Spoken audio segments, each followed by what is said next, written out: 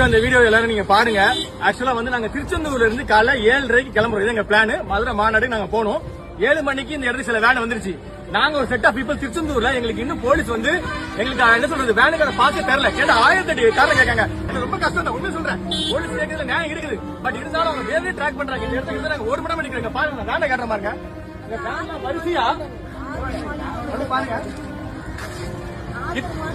கிட்டத்தட்ட இத்தனை வேனுக்கு பாஸ் கொடுக்காம இன்னும் எங்களை வெயிட் பண்ண வைக்கிறாங்க.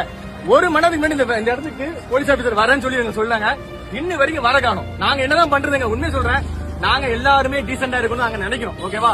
எங்கயாவது இவங்க என்ன பண்றாங்கன்னா எங்க மேல ஒரு தப்பு காட்டி நாங்க தான் பண்றோம், அதனால பாஸ் தர மாட்டோங்கிற மாதிரி ஒரு சோசியல் மீடியாவில ஒரு நெகட்டிவான இது பண்றாங்க.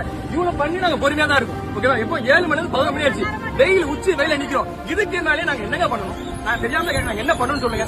ரோட்ல உட்காரணுமா? ஏங்க இதே ஆளுங்கட்சிக்கு இது மாதிரி பண்ணுவீங்களா? நீங்க சொல்லுங்களேன்.